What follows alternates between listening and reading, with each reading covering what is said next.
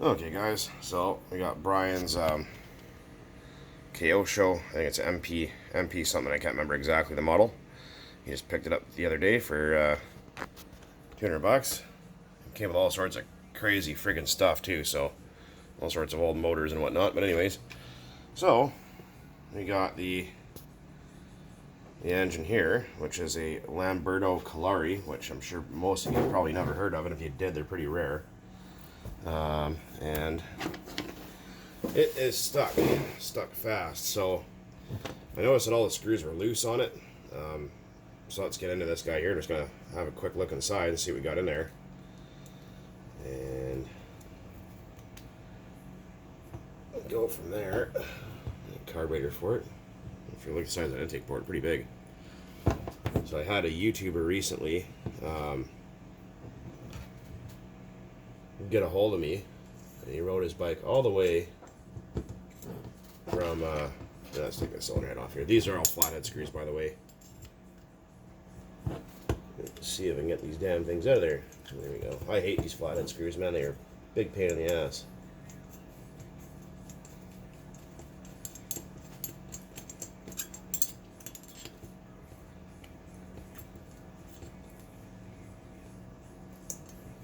Trying to get a screwdriver to line up to get them in there is a pain in the ass, and if they strip on you, and then you have to go out and buy that stupid screwdriver, which costs almost 50 bucks, which is stupid as hell. So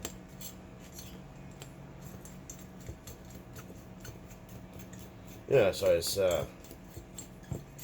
met up with a YouTuber there and rode his e-bike all the way from Coquitlam to my place out here, so it was pretty far, about freaking 35 kilometers. So it was pretty interesting.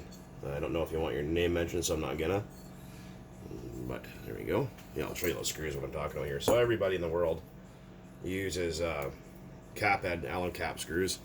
And as you can see, these are flatheads, so they're a little bit more annoying to deal with.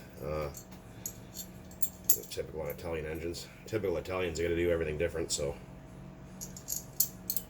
no, that's a bad thing, but just kind of the way they are.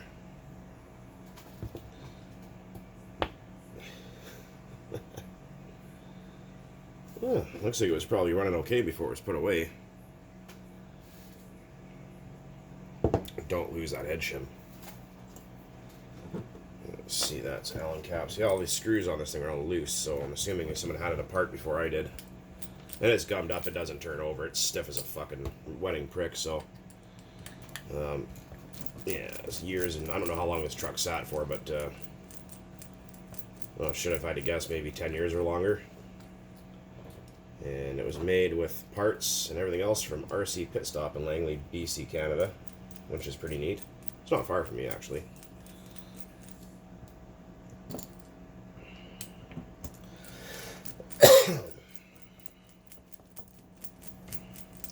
So I thought we'd have a look inside this engine together, just for fun, since I've actually never seen the inside of one before.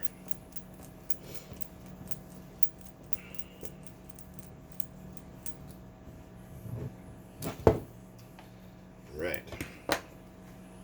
Usually these back plates. Oh, and by the way, with these engines, always, if you have a back plate,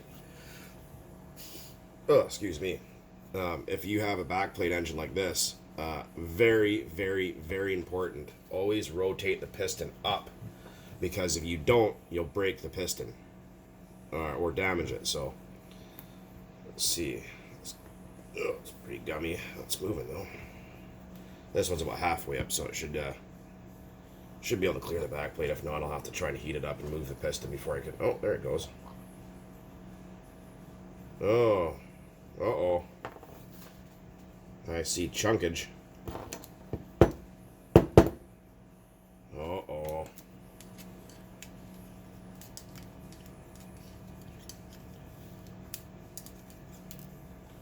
That doesn't look good.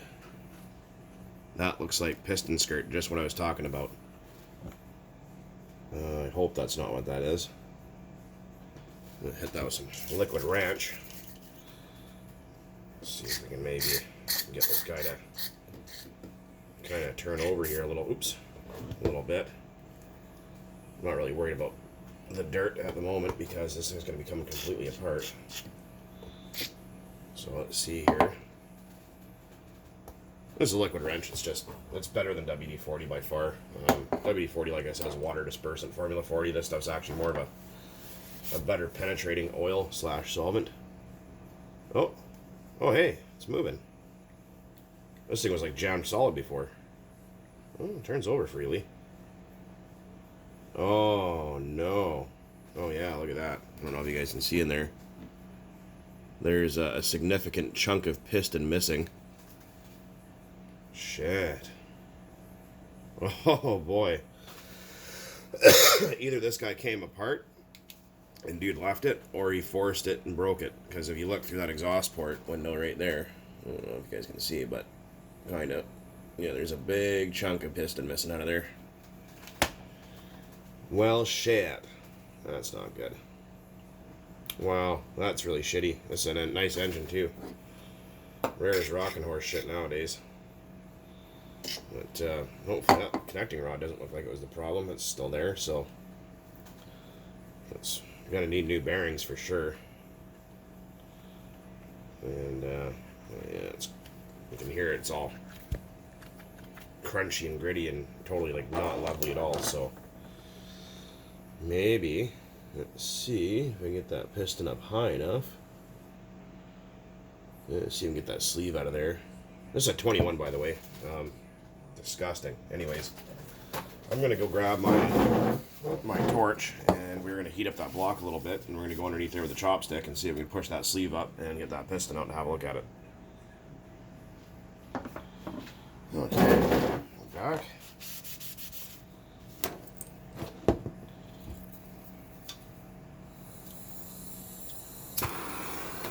Man, there's never a stink outside here right now. Well, the forest fire smoke blew down in my area. Awful smelly. I hate that.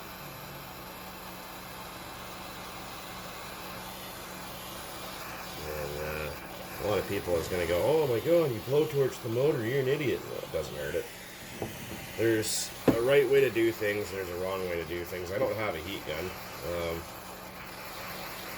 But it's not what you do, it's how you do it. And if you're an idiot about it, well, that's when you're going to have issues. So the whole idea here to do this is basically just to warm up the block, which is going to help loosen up the varnish and expand the block away from the sleeve a little bit. And then we can push the piston up with a chopstick. So maybe get to about 150, 200 degrees Fahrenheit there. It doesn't have to be anything super exciting. It's just dirt and shit and burnt on crud.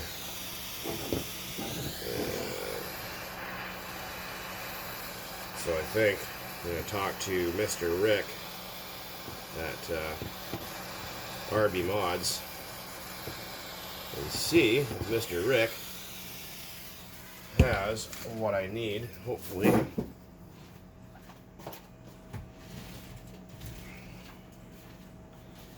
A second here to see if I can.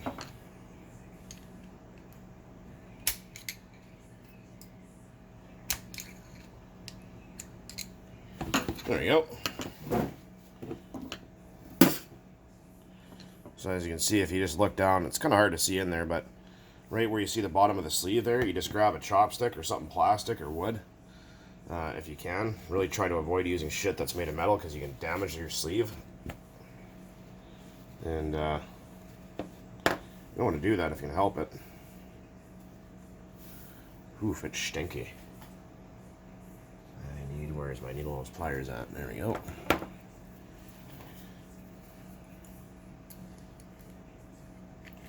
Yoink. There we go. Alright. It's probably going to be effing hot, so I was going to go grab that with my fingers, which would have been a stupid idea. Let's see that piston. Oh boy. Yeah, it's... Oh shit. Yeah. Ouch. Yeah, it's hot. It's, yeah, she's definitely broke. Fuck. You know what? That's really shitty because you know what? That piston is more than savable for a new pinch on that. Look at that. Yeah, big old chunks missing out of it. Shitty. That's really too bad. Again, like I said, this is either... doesn't really look like a failure from over RPM. I mean, usually you can tell when that happens because it's usually the wrist pin area inside there usually explodes and falls apart. So usually in here will blow up when they get loose.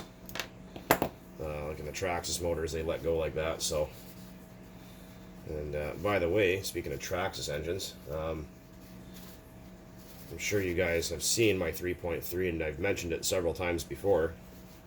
I did get a kind fellow from the States who's currently serving, so hey, thanks for serving, by the way.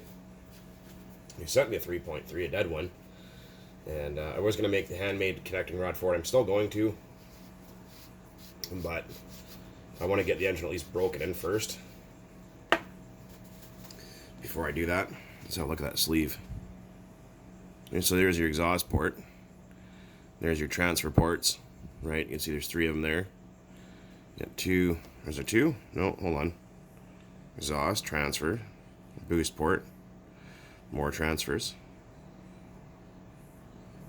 Pretty neat looking sleeve, eh? Crazy.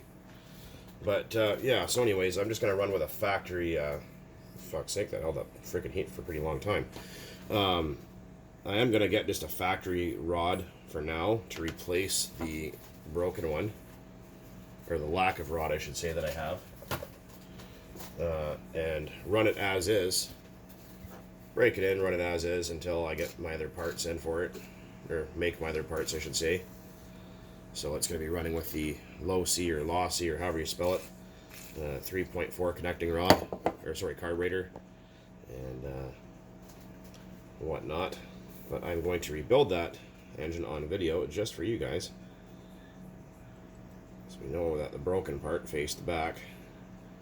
Oh fuck, look at that. You know what, this thing had amazing pinch too.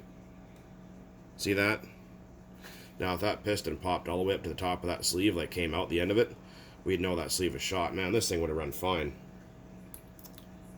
Shit, look at that. Still tons and tons and tons of pinch left on that cylinder, or that sleeve, whatever you want to call it. Wow, shitty.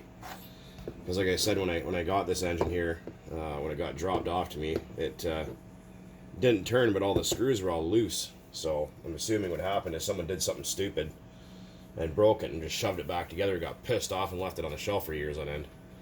So fuck,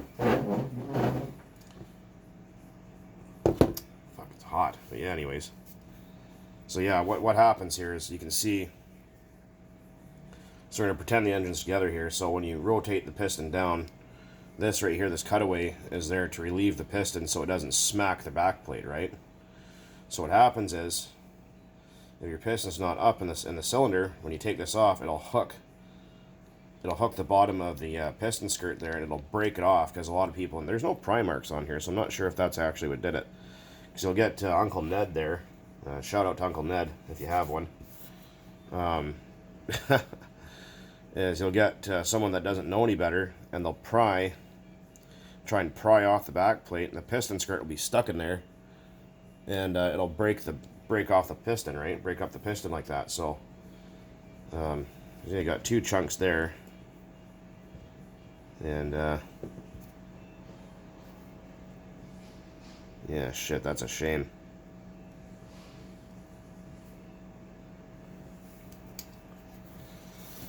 Yeah, so that's what will happen. So just for yeah, make sure the piston's all the way up before you take these kind of back plates off on any engine. Doesn't matter what it is, if it's a back plate engine or not, because sometimes even pull start engines will have a relief like this, and you can catch your sleeve or your piston skirt and break it. And there's that head button. Oh, what kind of plugs in here? Looks like a McCoy plug, probably a standard plug. Not a turbo engine, which turbo plugs are completely different. Doesn't mean the engine's turbocharged. Lamberto Calari 21. But the 3.3, I mean, the fact that I'm mixing these two up in the same category is probably pretty sinful, but here it is. You see you got that lossy carburetor on there. And they usually come with a short carburetor arm like this, right? So I took that one off of there and actually took one off a Dynamite 19 carb, and it will fit on there. And you'll have a longer carburetor arm. You see that? Yeah. So I just thought I'd share that with you. And it's got the dynamite cylinder head on it that I found on eBay for 25 bucks. So we're going to go with a new wrist pin, obviously new piston and cylinder, piston and sleeve, whatever. Bearings, blah, blah, blah. And someone did actually ask me, how do you know how many ports your engine has? Like, what's the difference between a 3-port, a 5, or a 6, or an 8, or 9-port? So we look at our sleeves. So we're going to see, here's the exhaust port. So they'll go like 3 plus 1. So the plus 1 is your exhaust. So we're not going to count the exhaust. So if we look at this guy right here, so we're not going to look, we're going to forget the exhaust exists. So you got 3, 6, you got 7. So this is a 7-port sleeve, obviously, because it has 7 ports minus, and it'll be a 7 plus 1, and the 8th port is the exhaust. So then if you look at the Traxxas sleeve here, 3.3, there's your exhaust. So we're not going to count that. You got 1, 2, 3. So it's a 3 plus 1. So that means it's a 3-port plus the exhaust for a total of 4 ports. But again, the exhaust ports are not counted as, you know what I mean? So yeah, that's how you can tell if you're like, what the hell is the difference between a 3-port and a 4-port, this, that, and the other? Well, that's how you can tell. If you didn't know that, now you do. It's pretty freaking close to the same bore almost. Look at that. But anyhow, so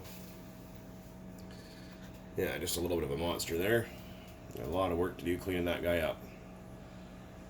My tripod's also gimpy and broken again, so I have to buy another one. Kind of getting sick and tired of these. But that's a time if you're interested. And that's in the afternoon. But yeah, there you go. There's a tear down the busted calari, Lamberto calari 21. So I'm gonna get a hold of Rick at RB Mods and see if he has a piston and sleeve, or at least a good piston, and send him the sleeve and the piston and go from there. Anyways, guys, as always, thanks for watching. Keep on burning nitro out there. Cheers.